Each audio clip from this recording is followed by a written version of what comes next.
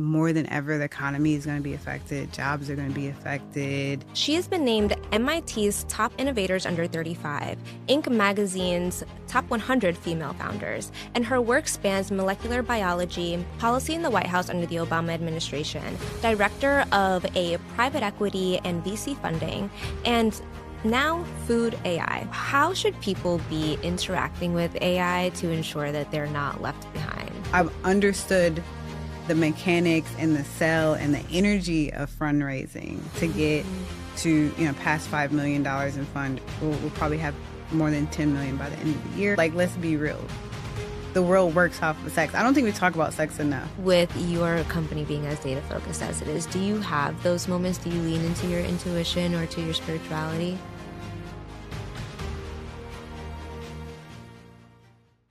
Hey guys, welcome back to another episode of Your Hero's Journey. In this episode, we are going to discuss the world and business of artificial intelligence. And to discuss that, I have Riana Lynn with me. She has been named MIT's Top Innovators Under 35, Inc. magazine's Top Female Founders, Top 100 Female Founders, and her work spans molecular biology, policy in the White House under the Obama administration, director of a private equity and VC funding, and now food AI. Now you might be thinking, how does AI necessarily integrate into food? And I'm really excited to get into that today. But just to give you an overall concept of what it is, think if you could prioritize shelf life minus the preservatives. She uses an AI software that analyzes the best nutrients and the best ways to source that and essentially pack it all into one product. Riana, I am so excited to have you with me today. Thank you for joining me. Thank you for taking a stab at that. I mean, it's pretty good. You have a lengthy resume. It's I love all the experiences they have really led into what I'm working on today, from understanding how policy impacts food and our daily lives to bringing some of my biology world from my early career into it, and then understanding how money flows into new innovation, right? That is so impressive. And that was going to be one of my first questions is how are you relevant in all of these different industries? Honestly, I just wanted to explore in my 20s. I couldn't really find the career that would suit my dreams and my vision for my life. And so I said, let me try, how can I get in and work at Google, because I really think that they have a brain beyond just search engine. And you can start to see that maybe 10 years ago as they release new products and go into devices and Google Brain and Google Moonshot Factory. I wanted to work for the first Black president.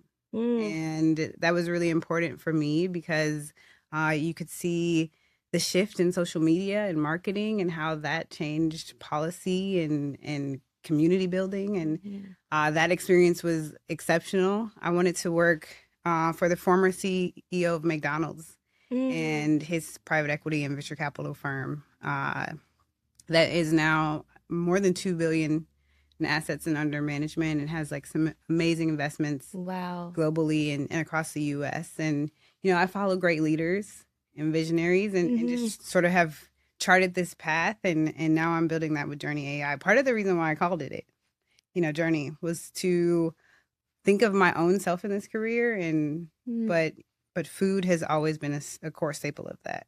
Now, everyone would love to have worked for Obama, and I'm sure everyone would have loved to work for the former CEO of McDonald's under the private equity firm, but not the recent CEO, not the former that couldn't bite the burger, right? Girl, my 9 to 5 is McDonald's social media. That has been my world for the past 2 weeks. Oh yeah. Oh, I thought you were saying that's my real job outside the podcast. I was like, girl, how did I not know that? You just mean watching those crazy videos? No, I work for Wyden and Kennedy, so my social media, I literally manage the social media of McDonald's. It's been fun. It's been fun. That right now? I don't know. Savannah, I've been making fun of you in all my stories. Everyone has. I haven't seen it actually. I'm about to go look now though. Honestly, everyone has. It's been fun. We had a little fun with it, but So you approved the post? No. He posted that. That was not posted from the official McDonald's handle, which is the only one that I manage. But back to what I was saying was, of course, like all of us want to work for these ideal jobs. How did you actually secure them? Let's start with the Obama. I mean, I don't think I've ever applied to a job. You know, you're just like, and was this like, what is this person's email? So when I first got to the White House, I had been working on the campaign, and then there's an official process to apply to be an intern. And a lot of the interns that I work with, a lot of the people are doing like extremely well today, have now become very interesting forms of entrepreneurs. Most of us just found someone that we admired that worked as an advisor and emailed them directly. And then you go through like a formal process, and a lot of people end up in great jobs and internships and fellowships through formal processes. But like, I've always just sent an email and said, like, this is exactly how I'm going to help you build your lab, your department, your campaign. And it's always pretty much worked for me. And probably because I've always been an entrepreneur, I never really wanted someone to be my boss. But if I had to, I would like definitely choose them, right? But also that entrepreneurial spirit, obviously, I'm sure, shows up in how you email. Because I think most people, when they're just emailing, it's like, here's my resume. I would love to work for you. But you're actually providing solutions to problems. Yeah, I mean, I generally am not that great at email. Now I have a lot of AI agents in my email, probably some people at HubSpot in motion looking at my email every day. But outside of that, I had to like infuse AI into it so it'd be a good emailer. But when I have to email for a job, I'm like phenomenal. It's like, I'm going to craft the perfect email because I could just pull the vision together, right? It's like, if I really want to commit to going somewhere for a 9 to 5 or 10 to 6 or whatever, I need to like sell them on this vision. I'm not sharing my like traditional resume and going through Indeed or LinkedIn. And it's really worked for me. And I think that's how most people are going to get jobs today. I mean, unfortunately, there's millions of people that have been, you know, pushed out of work in the past few years since the pandemic, and even more so in the past year. And I hear like horrible stories around how they are waiting to hear back from applications, and I wouldn't even try those solutions today. Yeah. It's a completely different ballgame. And to that point, I was just reading an article from the CEO of Anthropic, who mentioned that, you know, within the next 5 years, all entry-level white-collar jobs will be slashed in half. Speaking of job displacement, specifically within AI, do you have an understanding, or can you give us any insights into the industries that should kind of be on the lookout and start to just like, you know, position themselves for what AI is going to bring? Yeah, I mean, I think I have a simple answer to that. And it's something that I've been looking at for probably 7 to 8 years since I started the generative AI patents for my company, and had a lot of pushback from scientists that were 30, 40 years older than me. You know, they were in their 50s, 60s, 70s. And they said, like, I don't think that you can sort of mock our brain and try to come up with a product that can make it. This. Yeah, scientists that were like very well known in the field.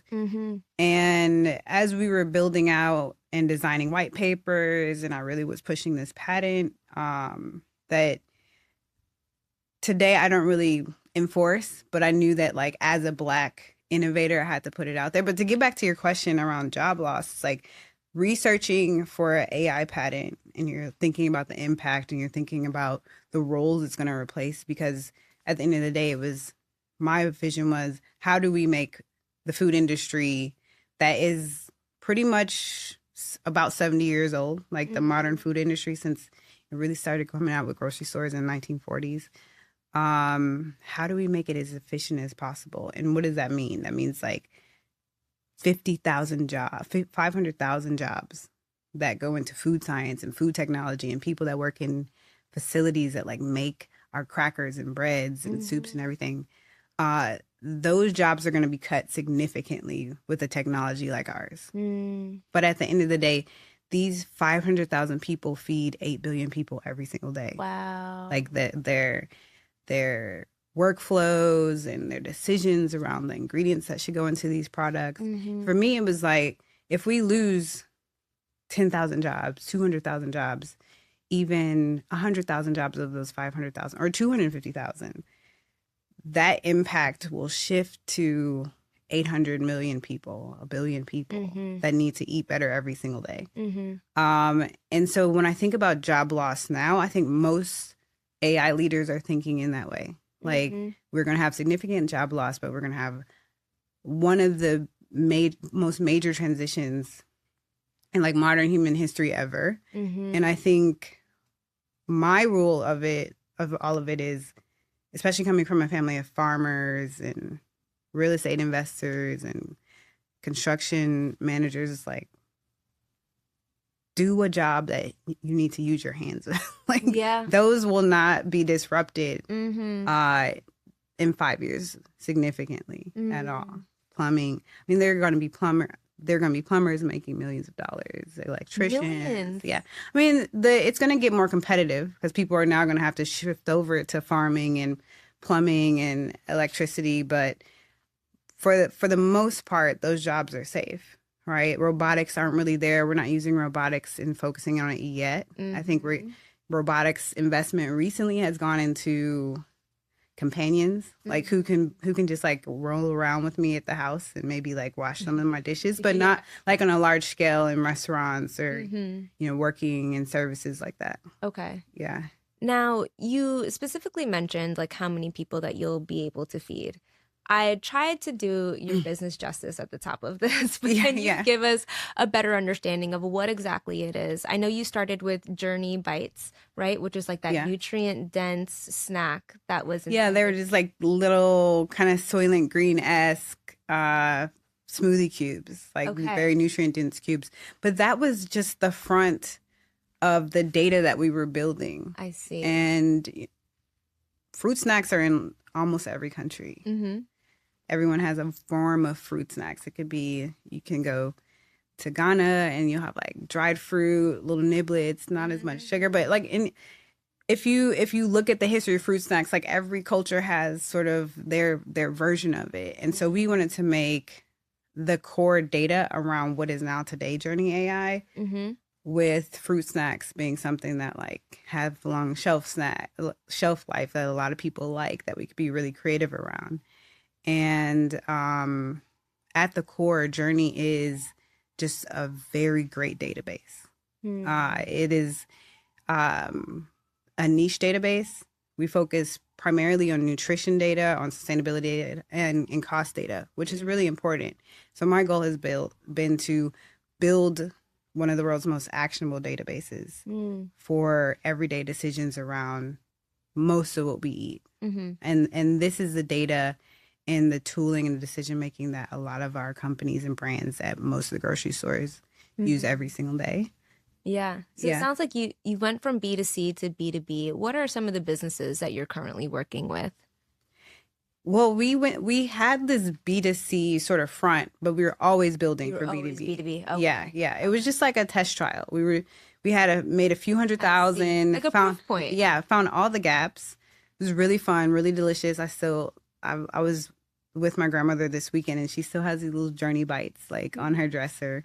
So it's a little shrine for them. But B2B over the past 6 years, we've worked with McKinsey and Unilever and Coca-Cola, different brands under Coca-Cola and Pepsi. A lot of the world's top companies, whether it be a pilot, whether they're purchasing our data, using our data today. We have over 628 brands that use us every single day. And then we have suppliers that supply like their ingredients and their additives and new flavoring and new coloring to them. And that's really where we're trying to grow this year is with suppliers. Like how do they see and compare 400 different types of blueberry powder from different parts of the world? They all have like different nutrients. They have different costs. At the end of the day, most of these companies want to know, like, do you have enough powder for me? And does it cost enough? And those decisions are part of what is like more of a dynamic AI, right? That like really changes beyond just like scraping Reddit or, Google search, Yep, right? It's very absolutely. live, very dynamic AI. I see. Yeah. Now, as you kind of like mentioned or alluded to, like with the scientists, where they're like, there's no way this Yeah. AI thing is going to become big or be able to have the abilities that they've thought. A lot of these food companies are legacy companies, and so they have a very traditional way of doing things. Yeah. Was it hard to kind of sell this idea to them? I mean, at first, one, I'm a Black queer woman, so they're just like, who is this? Like getting attention, talking about AI. But their CEOs knew that this was bubbling up. Like when you sell, like you can cut your overhead, you can maybe stop some of your hiring and test this out. You don't have to spend a year and a half to release a new product, but you can try to get a concept for a product out in weeks. I mean, everyone sort of wants to see what's under the hood then. And AI is a lot more universal now. And so companies use us or they add on features and sort of integrate with us. But what's most important at the end of the day is like that we created a data moat over several years and processes and a data architecture that like thinks like the brain of a scientist. It thinks like the brain of an operations leader. So we have this like trademark operations scientist, right? Because we're not just thinking about like how the ingredients work together or how to lower the sugar, but we're also thinking about the cost of it and where it comes from. And if this group of people in California needed over a group of people in Chile, right? And so a lot of that is an important part of how these CEOs of big companies have to think and the data that we built beyond that and the millions of dollars that we raised to purchase, to scrape, to clean, to format this data has been part of the biggest investments in what's set us apart and what's brings some of these large companies to us. Yeah. I'm sure it's been such an easy selling point in the past couple years, but I'm sure it wasn't necessarily that way 6 years ago when I feel like the word AI was just kind of taboo. The idea of it, people were kind of scared of it, right? Yeah. What was your selling point during that time? Like, how are you getting in front of these major companies and how are you getting the idea across the selling finish line? A few ways. I think, there's some clients that came back to me in like 2024, even 2025, and they're like, I just thought you were kind of conceptual, like scientific, like it wasn't really Like, gonna. what if? Yeah. It's like, no, this is real data. They like right loop now. back around 2.5 years later. So that's always interesting to hear, the decision maker come back or the CEO come back and say like, okay, let's sit down. So definitely the hype, has like helped it out. Another thing has just been thought leadership and trying to be a little different within it, right? So it's like I spend a lot of my time with creatives, with filmmakers, with writers and authors and people that just like are not even in food. And I think that's been a great part of how I've kept a lot of our customers and some of in their eaters or their consumers interested in the product because we've had like a creative thought leadership angle, right? Thousands of subscribers to our newsletter, ways that we really think about how new products are going to come out and shape the culture and shape the market. And I think that's been another part of it is just like having a creative angle to AI leadership, to data leadership. Right. Yeah. So people can understand it and like digest it in a way that they're familiar with. And so I can have fun with it. I love to talk about the lens of new products through like an Angel Reese. I'm like, look, 3 months from now, you probably need to invest in like finding a WNBA player to co-create a product with, right? And what does that mean for like new product creation for your supply chain, for the way that people look at cereal or snacking? And so those conversations have been very fun to bring that in as an angle and like then hook them into sort of the more technical, boring part of the AI. Fair enough. That kind of brings me to the funding that you were able to get for this. And the reason that I made that tie in my head is because I know sometimes people like to have like a celebrity investor just to attract like the actual investors with real money. What was your strategy in terms of getting all of the funding for this? Because I know AI is not cheap and it feels like there's like a pretty like hefty entry point. Yeah, no, there's a lot of upfront costs, right? There's a lot of data costs. There's a lot of like building models and designing, and things are cheaper now than ever. And that's where we're going to have like successes in, again, our data, because you can spin up an app now in a few hours. It's getting easier, and the apps are getting prettier. Out of the box. And I so built a website in 10 minutes with Claude. 3 days right, ago. It was right, insane, and it was actually so good. I just had to make like verbiage tweaks. I was right, impressed. right. So that is like super accessible for people. And before you could kind of create that, but now they're like really look good, right? Yeah. And they're getting better. And you can tell Claude like your brand design and make adjustments and verbiage and everything.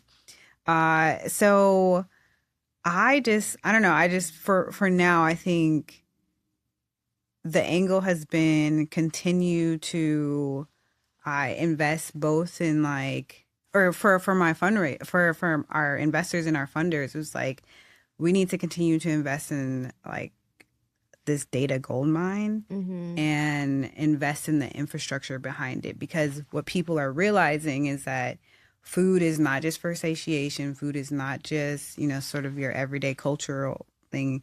It's also like the infrastructure for their health and wellness. And so because that has become more serious for consumers, and you probably have seen that on social media, as people ask more questions about where food's coming from, how it's leading to colon cancer, and all the different questions that are out there.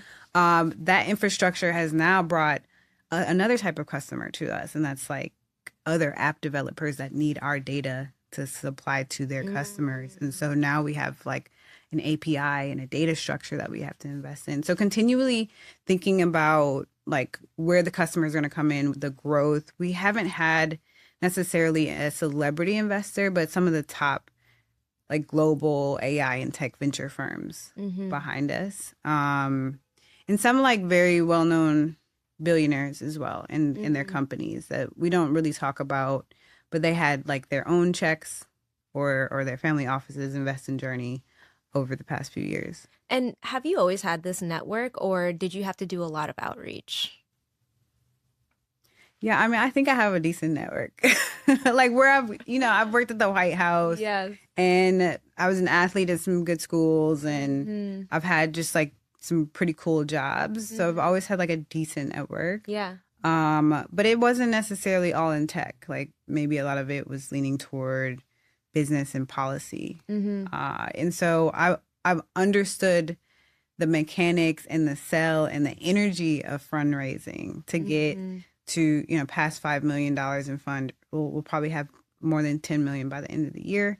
But I don't even like to talk about funding, to be honest. Really? Yeah, I don't often talk about, like when we have a fundraising milestone, I'd tell my PR people or people on the team not to even talk about it. What? Like I'd rather just talk about the work, our milestones. Yeah.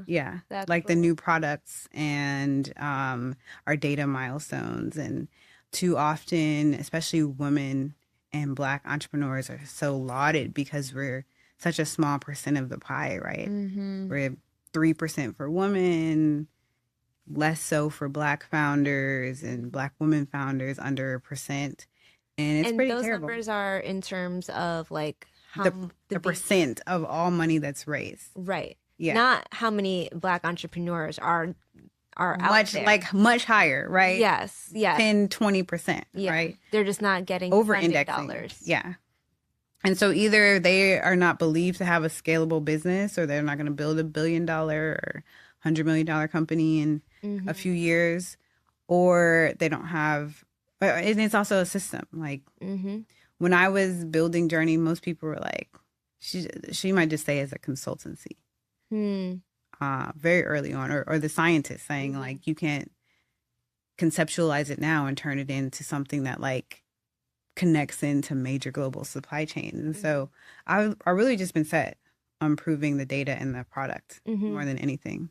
And for those, I was going to say Black women, but I think we could just focus on Black people right now that can't cross the finish line to get those funding dollars. Is there any advice that you think would really be helpful that's really helped you to secure this amount of money? Yeah, I mean, it's been a mix. Everyone doesn't have friends and family that can support early on. If they do, like I just say, push for them to buy your product and like give you feedback and not be too harsh. Like everyone should have 5 to 10,000 in sales that they can do with their community.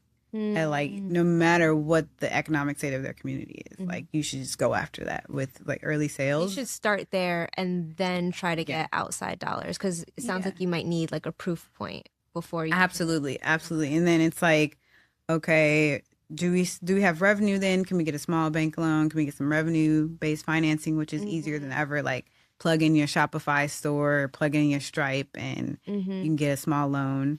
There's a little bit of that keeps you from diluting, keeps you from pulling on the wrong investor. But getting into VC is hard. Like you really truly have to prove that your company is going to grow multiples every year.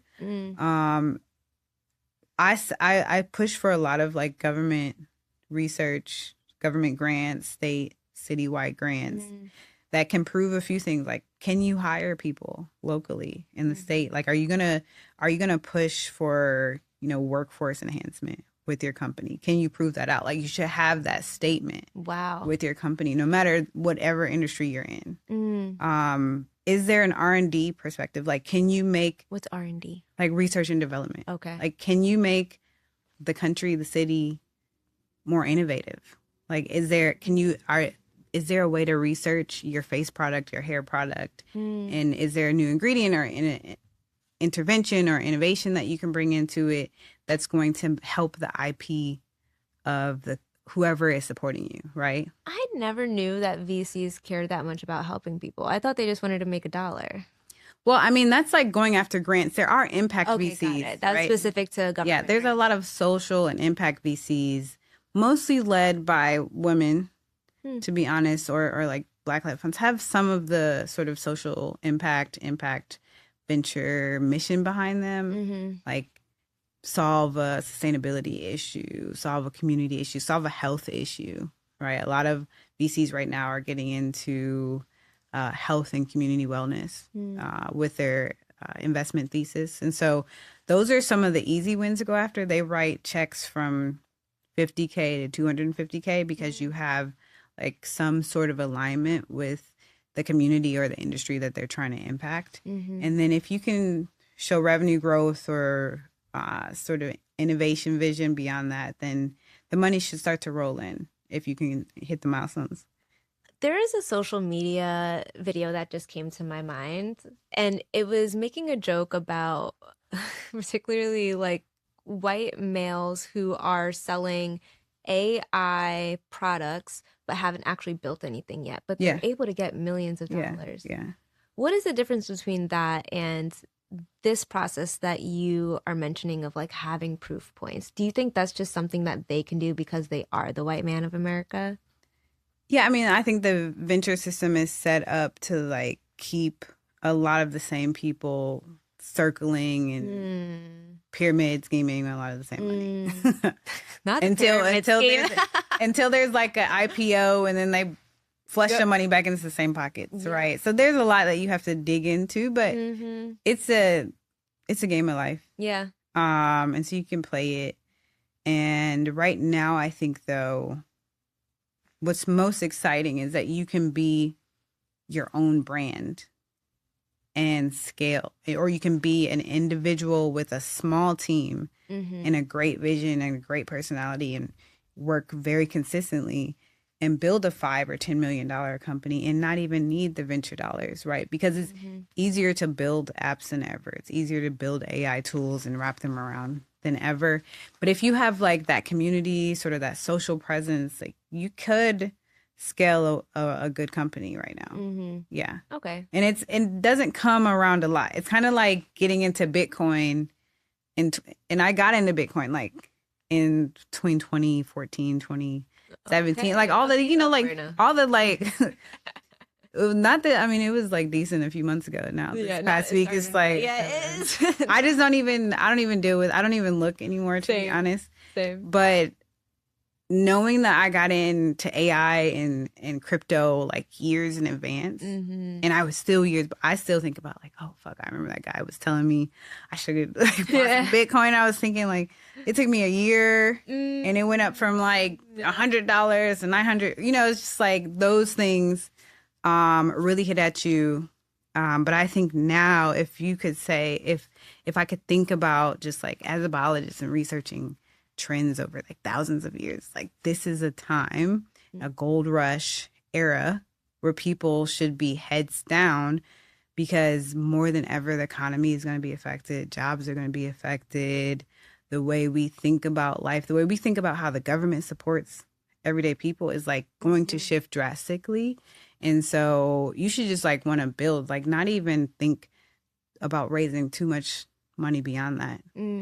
The difference though is like I didn't build an AI wrapper, like where you just like plug your app around Claude or ChatGPT and like have that run I see. the logic for you. Yeah. Like we built logic and models from scratch and data from scratch. And so that's where the investment in infrastructure costs more.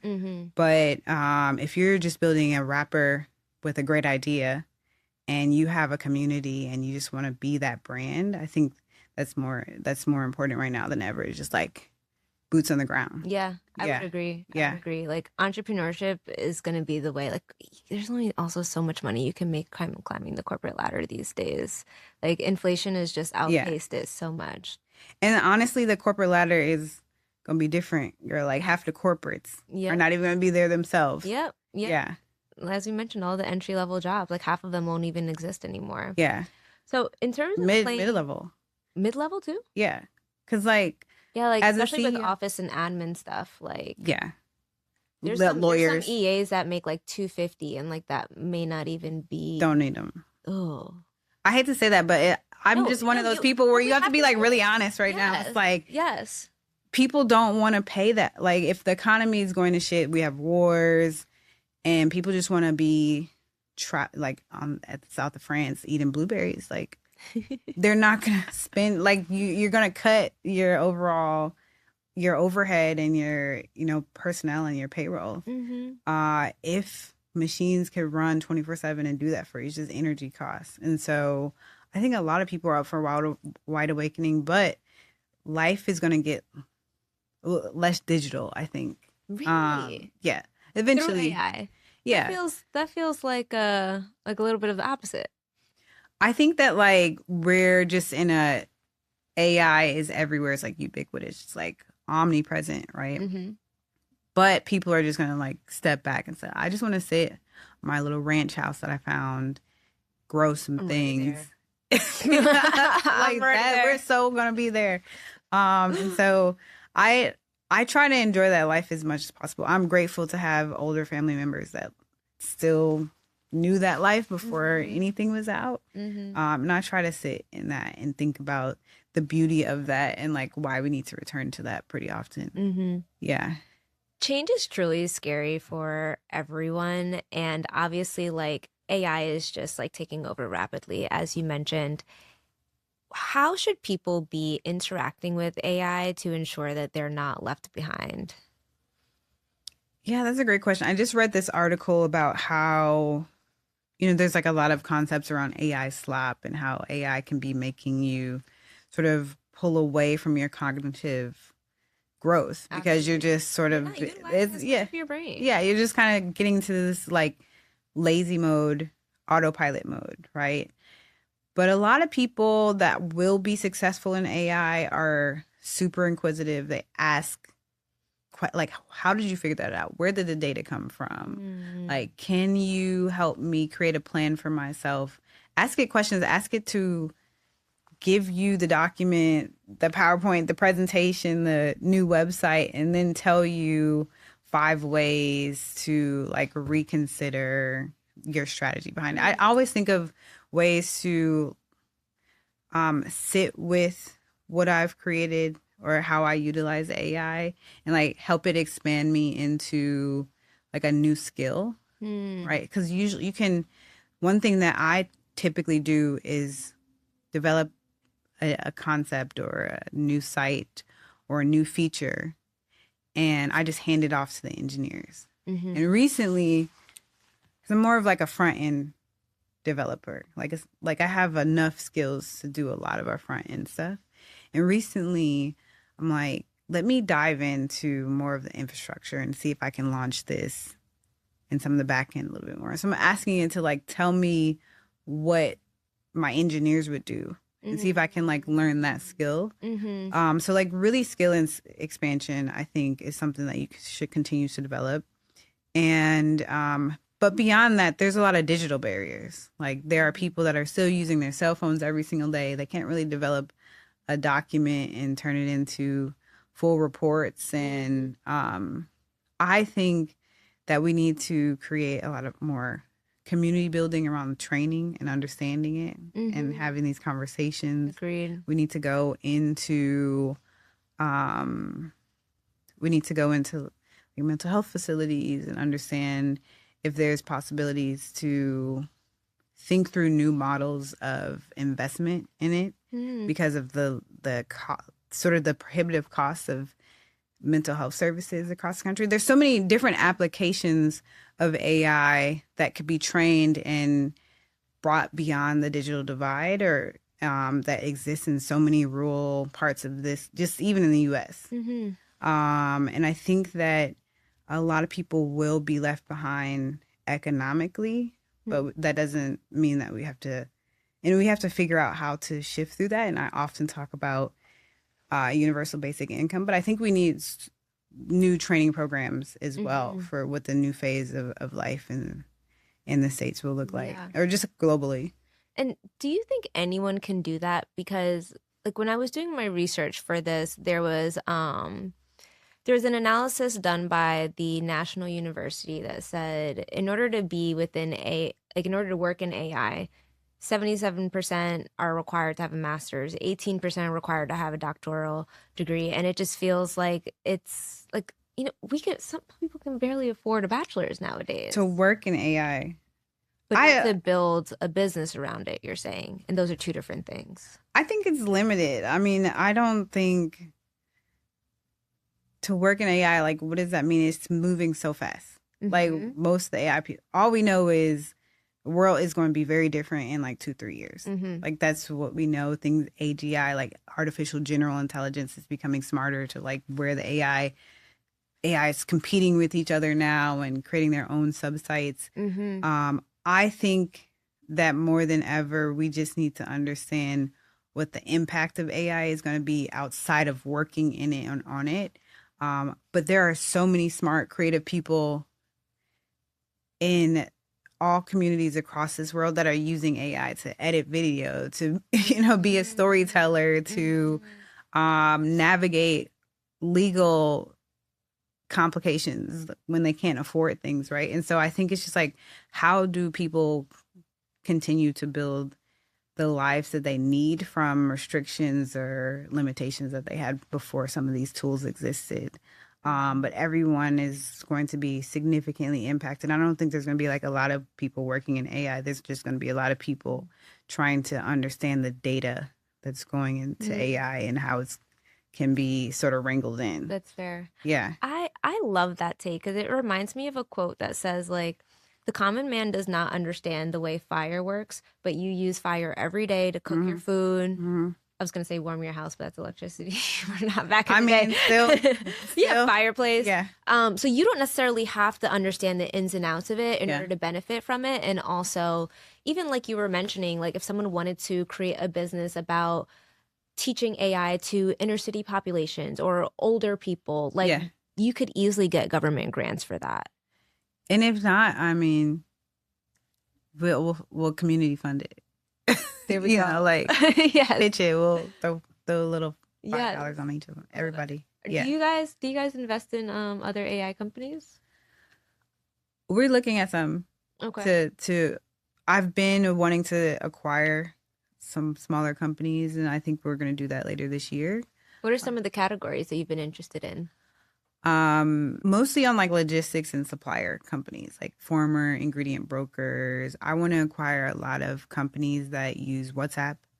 So Mm-hmm. these are companies in our emerging markets, like in Latin America and Africa. There's Okay. big expansion areas for data and customer bases for us this year. Mm-hmm. And so companies that are doing things that don't are not necessarily American. Mm-hmm. So that's of high interest for me. Okay. Yeah. And in some ways they're using AI just to sort of automate like texts and WhatsApp messages and Mm-hmm. other things. But they don't have to be necessarily like full on AI companies. I think I care more about like the data and the people behind it.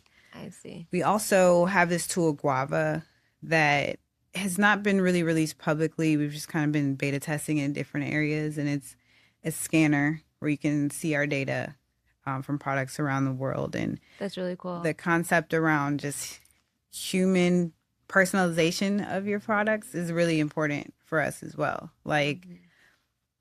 can you tell me where, like, at my zip code, what are the best products for me, healthiest at my price point, and then available to purchase, Love right? that. And so that's something that is like key data, but also very helpful to the consumer. And so Mm-hmm. we've been thinking about AI companies that have nutrition or like wellness training or some of those like larger communities that we can bring in Mm-hmm. as well That's for the huge. data. Yeah. I can't wait to see you guys get that on the market.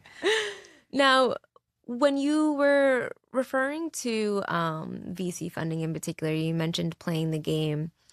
And when I was doing my research on you, there were some pictures that came up where you had your blowout hair down to like past the shoulders. And obviously, like now you have a more natural approach. You have Yeah. the dreads and Yeah. it's giving tea. I love it. Thank you. Thank you. They're growing pretty fast. I'm gonna have They them back are. down. They are. Probably But when I saw you a little like yeah, I on the remember. beach. But So yeah, I'm curious, like, what made you want to make, like, what sparked that change? Because yeah. obviously, like, as we mentioned, being a Black woman in this space, it comes with enough hurdles as it Mhm. is.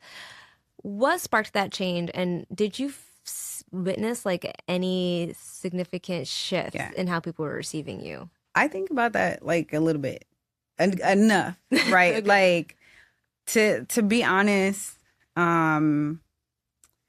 I just like showed up as myself. I think I came off as like more heteronormative in spaces, more cishet, right? And Mm-hmm. I was like, you could tell that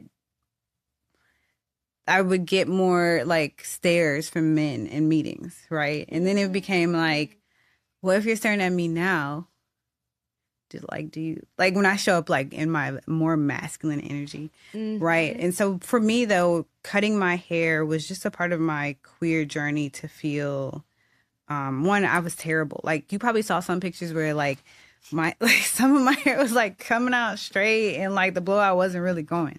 Like being an athlete, being queer, being not even wanting to keep up with all that. Mm-hmm. Like I like your hair is doing it. I'm sure you're like how do you have to do the twist and like keep Oh it yeah, up and all that I stuff. still got like a little like right I know here. it's tough. Once you start sweating a little bit, it's over. I know it's tough. And I don't have time for all that shit. So, I needed to cut it off, and I really embraced the authenticity of just like showing up in an energy that like I was hiding, right? And one of the things that I've been very serious about is every year trying to be like more of my authentic self Mm-hmm. because that tends to give me more energy every day to show up in a tough world, but also in a world where you choose to be an entrepreneur, which is doubles the toughness, right, of the world. And in my most authentic self, I could show up in a way that I don't have to overthink about my hair or how I'm coming off. Now, the effects have changed, like, right, I don't know if I have the same benefit, but I feel happier. I have like a good social life in it, and we'll see where it goes. Yeah, I'm sure Yeah. it like your confidence will lose in a different way too.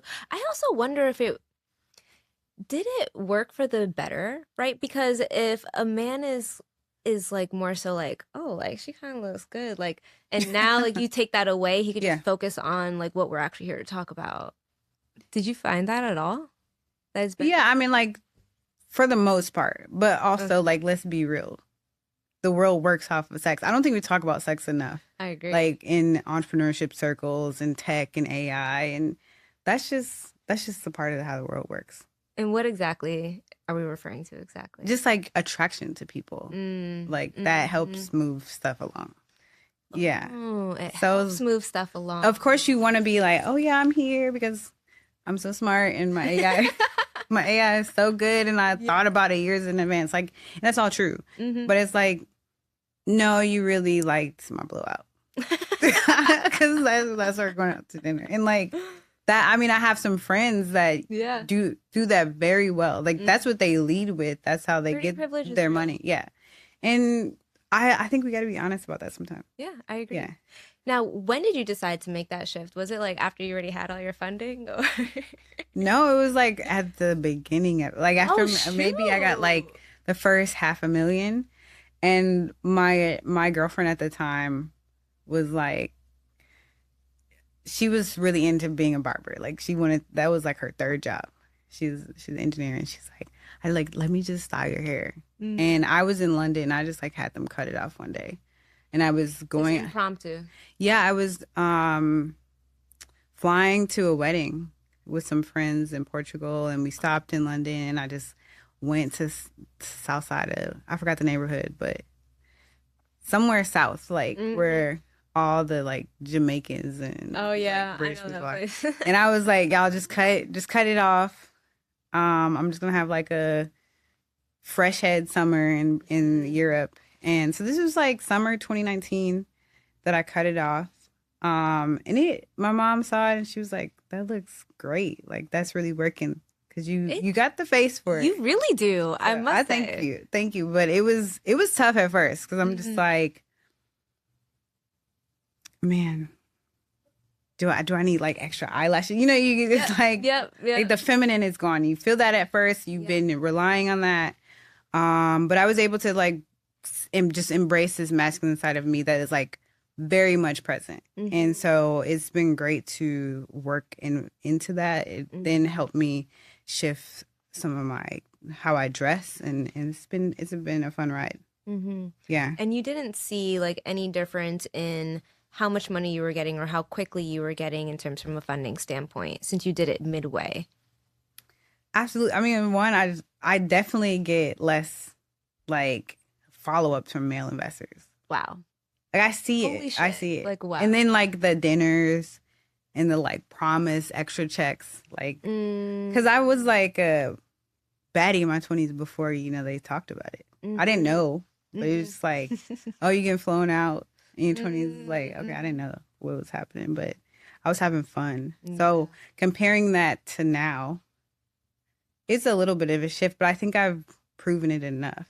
Right. Yeah. Yeah. Like the product is there. As you mentioned, you've created that data moat to where like no one else can really replicate what you have. So now you're just undeniable. And just being fun. And also there is a like truth of just if you look good, right, and you feel good to people, they want to invest in that. Right. So it's like I can cut my hair off, but my skin should look good. And like outfits always on point. Yeah, so it's like those you shift, right? Like you want to show up and like look good for people because they think that you care about yourself. You can care about them. 100%. You can care about your product. You can care about other parts of life. And so I've just like learned a lot about interpersonal dynamics, and I have to be honest in it. Yeah, absolutely. What would you say is like the most valuable interpersonal dynamic lesson that you've learned? Recently this takes a lot of vulnerability, but I can shift into like just really deeply product mode where I'm just like for months and weeks, I just want to like understand what the future, how it's going to affect me, how it's going to affect my loved ones, my family, my community. And so I can get into these like zones where I go like very introverted, and then I forget I have a lot of like team members that I need to manage. And they have lives and families, and they have kids. Like I don't have kids. I have employees that have kids and spouses and stuff. And sometimes I forget that. And so I've had to learn from, other entrepreneurs around me that are just like, this is your weakness. Like you're a great product creator, you're visionary, you understand all parts of the tech stack. Like you can fundraise, you understand marketing, but like people is hard for you. And I've had to like continually like push myself and learn through that and understand the empathy around like leading a team. And I'm be honest, I'm like still not there, but it's getting better. And because I'm not there, I want more of my employees to be automated. So I have my team is building like agents, like people that are like their co-pair. That's like not real. Essentially is like an AI version of themselves.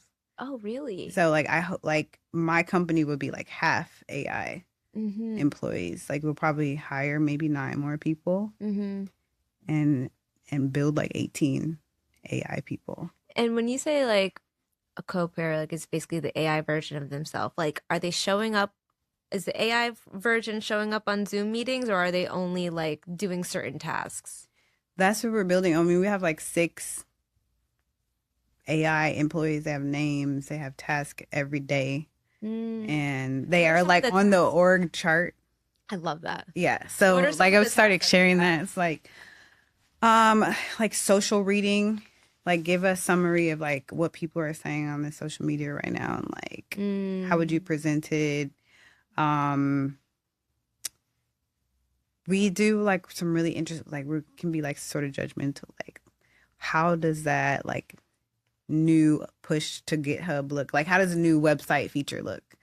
And like go in and judge like this other engineer's code and like tell us all the gaps for the day or for the week. So now you pitting them against the coders. I mean, look, I told you what my weakness was. I know. But I mean, if the team's happy, I mean, I think that that's going to lead to people getting paid well, having their work shift to more creative endeavors within the company. So yeah. And are these AI models that you have to build internally, or do you just like source them from like, I don't know, some company that has an AI social reading model? I would say 80% of the AI we build is in-house. Okay. And then we kind of just build APIs in or like build on top of some things. Yeah. But it's easier than ever. I mean, like Claude and Grok and ChatGPT, they're super strong. Yeah, they can build it for you. You have to have other engineering skills now to like automate it through to your daily operations. But that stuff is getting easier than ever. Yeah. So maybe I'll have to do a feature series on building an AI. No, honestly. We're testing it out like very seriously right now over the next, we've been doing it for 30 days, another 30-day sprint. And yeah, we'll see how it's going in a few months. Yeah, we might need to follow up, honestly, because at the rate that AI is growing, like it's insane. Like just 2 years, not even 2 years ago, last year, ChatGPT couldn't do half of the things that it could.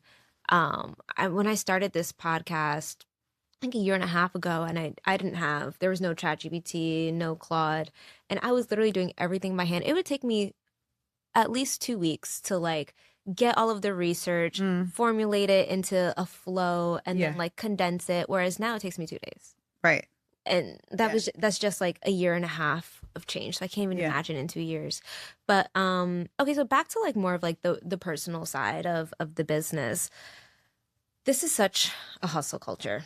Yeah. Like you mentioned, you are responsible for families, you are responsible for millions of dollars, and you're continuously scaling. How do you find your balance and your rest and your reprieve? That's a great question. I mean, I try to eat well, travel. I met you in a very beautiful place. It was a conference, but like, come on, this is a draw. Can't Lion is not. It is a conference, but it is like the best meetings on the French Riviera with some rosé. Like I mentioned to you at the top of this, like last time we were together, we were taking shots at the Afties in Canada. I know, like I was telling someone, I was like, I can't wait to go back. But it was like 4 a.m. We were going home at like 4 or 5 a.m. Yeah. And then like next day, TikTok house on the beach, wherever, at I don't know 1 p.m. Yep. After 5-6 hours of sleep, and it's like back at it. And I don't even think about that as work as much, but you're learning. You're seeing like, okay, influencer creator culture is like very much shifting the business model. Like, where does that go for us? Like, what kind of data do we bring in? And so those experiences like help me reshape and understand like where industry is going, where business can go. And so I try to like tack on front and back of some of those trips, like very deep, interesting, like food experiences, farm experiences. I live part-time. I live between Atlanta and Mexico City. And that is just like a beautiful life for me. Yes. I mean, I'm in here in New York a lot. Yeah. And you are, like actually. Chicago. I mean, I have a couple sort of third, fourth sort of like tertiary spots, right? But Mexico City, Atlanta life is like a great cultural balance for me. Yeah, I can see that. Yeah, and that keeps me sane. And it keeps me happy, and I'm outside and I'm eating, and the music balance and the people balance is good. Yeah. Yeah. That's amazing.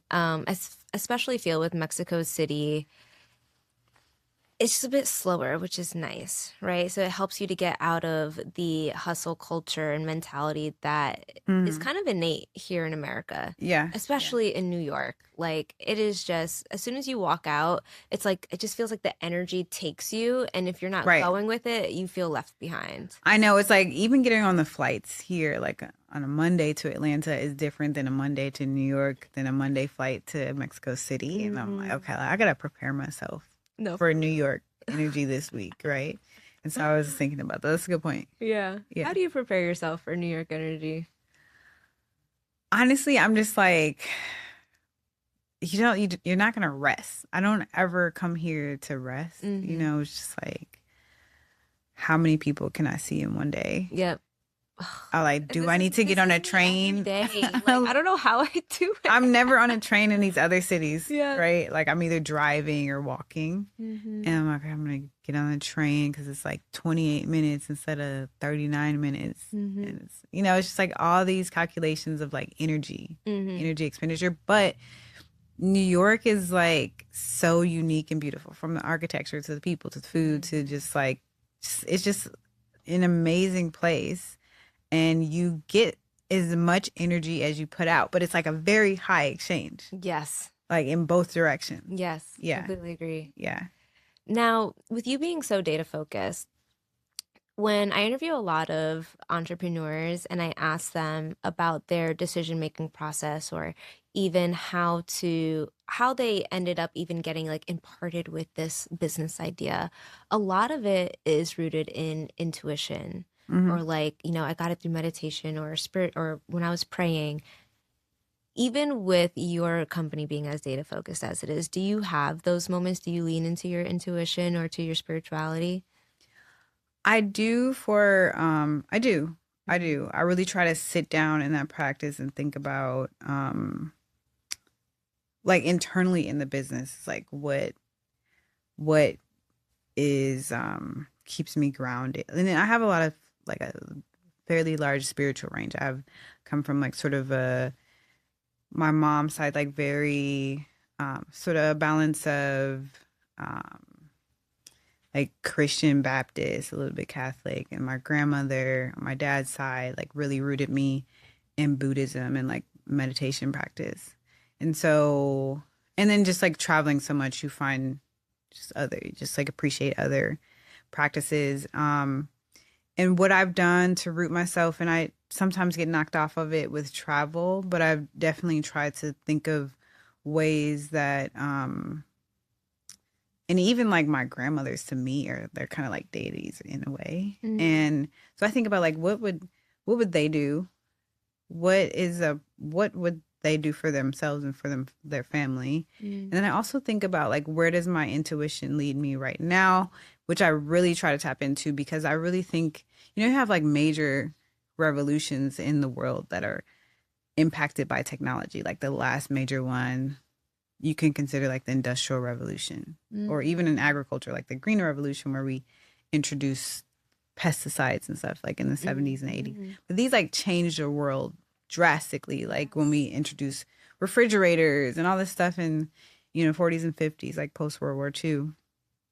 That's like what's happening now, like with AI. Like we're rapidly changing And this one's going to be bigger than that one, right? In terms of impact. And so I try to think of like, let me put my Afrofuturist hat on, and like pray into that headspace. And like, how do I protect my energy? What do I need to intuit to like build something that like is good? Because there's like good AI actors and bad AI actors. They don't know it yet, or maybe some of them do, but like that's kind of the fight we have to be in. And so that practice sort of grounds me in like that battle. Yeah. Yeah. And you refer to yourself as a conscious AI leader. Yeah. What does that mean to you? Well, I mean, it's just like innate for me, right? I just think women leaders, women hold up half the sky, but they make all the, better community decisions. Being queer, being Black in AI, and just understanding like the implications of like systemic structures that like keep people back, and like how we need to not build things that exacerbate that impact in negative directions. But for me, I've always thought of like building in food. Like the mission was help a few thousand companies change a few million products that 2 billion people eat every single day. And that mission and that consciousness around like, I live in the US and I can't even escape poison every single day, right? With stuff that I eat. Because the FDA approves everything. So it's right. everywhere. And they don't care enough. And they keep hiring the same people. And so, I mean, the Maha's in a positive direction for sure. With RFK, like some of his stuff is crazy, but you need a disruptor that's kind of crazy to come in and say like, look, agreed. Why are they eating less like, why do they have these warning signs in all of Central and South America on their chips and candy, and we don't? Like, why are we allowing ourselves to poison our future, right? And so that's like the conscious in me is like understanding that before that was a trend, it was like, how do you build around culture? How do you build around impact? And that's the type of AI I want to continue to build. Yeah. That is a perfect segue into my closing question, which is the definition of purpose, which is the reason for which someone or something is created. Do you feel like you're currently living in your purpose? And if so, what is it?